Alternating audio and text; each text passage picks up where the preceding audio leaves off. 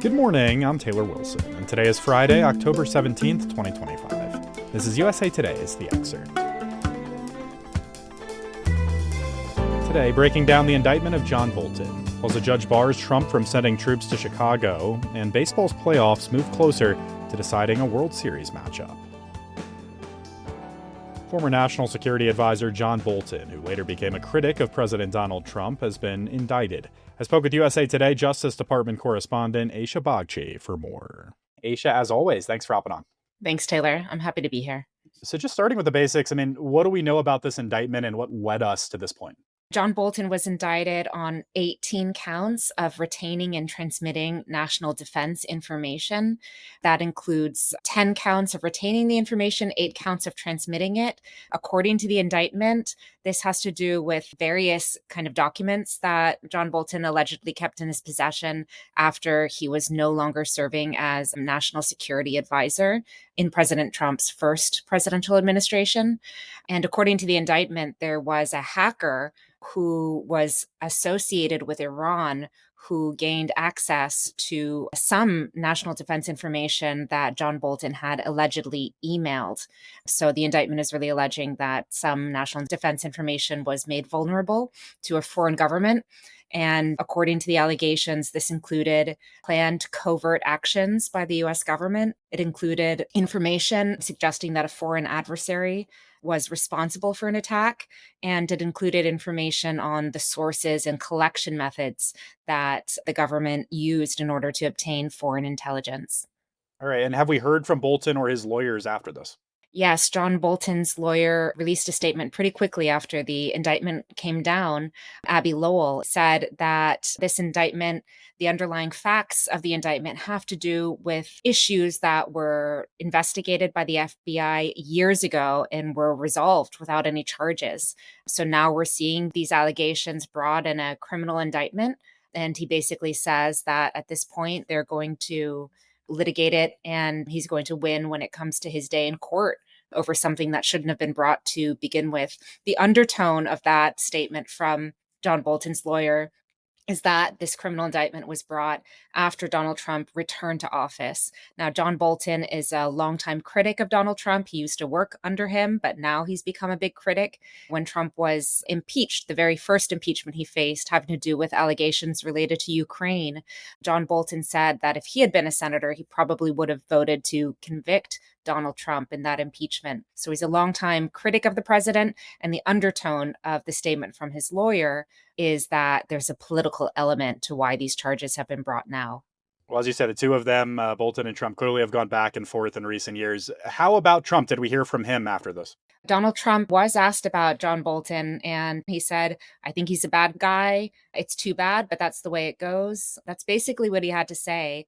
An interesting twist to this story is that Donald Trump faced similar allegations himself. He was facing criminal charges of having mishandled classified documents. In that case, as well as another federal case, were dropped when Donald Trump won the last presidential election in November. So now this person who has been criticizing him for a while is facing similar charges to the charges that a Trump spokesperson previously called an empty hoax when Donald Trump was facing something similar. And Aisha, can you just update us on some of the other cases we've recently seen brought against other Trump critics? Yes, this is the third indictment for us to see in about 3 weeks against a major Trump critic or someone who Trump appears to perceive as an enemy. We saw about 3 weeks ago an indictment come down against James Comey. That's the former director of the FBI.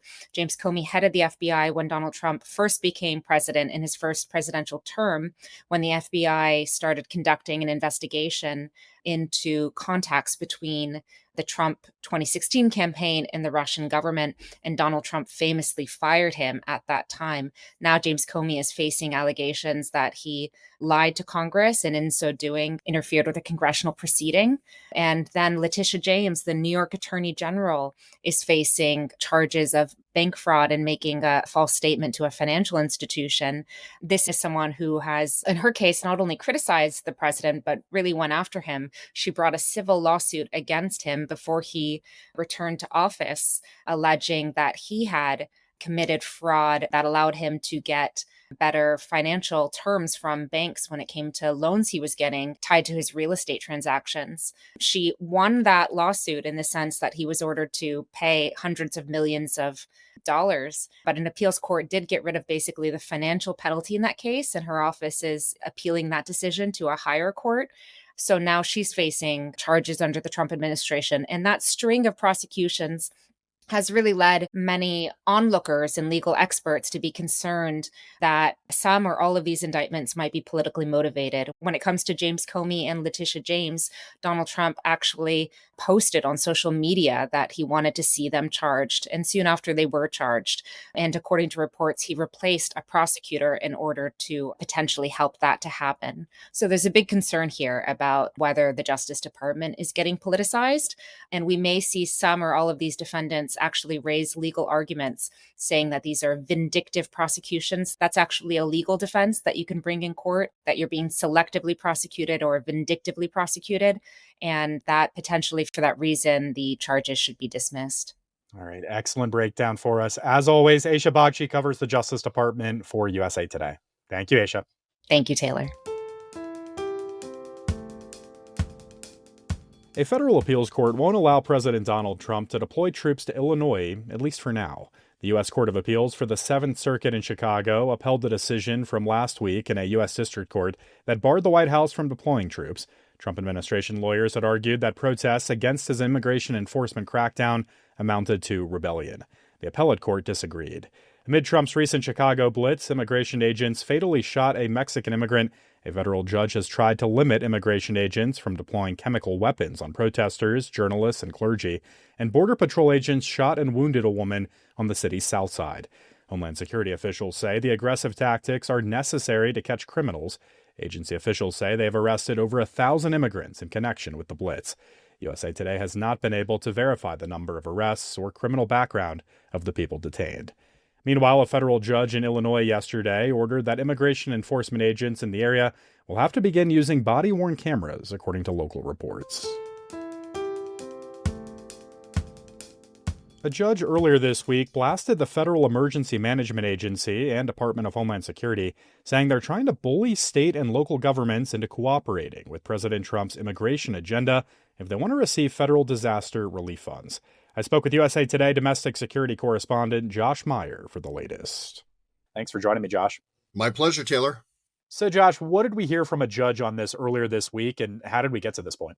So this judge is very unhappy with the Trump administration. U.S. Senior District Judge William Smith in Rhode Island had ruled September 24th that Homeland Security Secretary Kristi Noem and the Department of Homeland Security could not require states receiving FEMA money to help with the administration's deportation and crime-fighting efforts using DHS federal agents.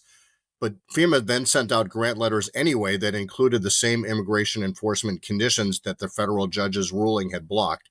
So earlier this week, the judge, in an angry ruling, said, no matter how confident defendants may be of their chances on appeal, at present, the contested conditions are unlawful. So essentially, what the judge was saying was basically, thanks for trying to do an end around my ruling, but I'm not going to stand for it. And you can't link states and localities' ability to get FEMA money with their promise to help with these deportation efforts.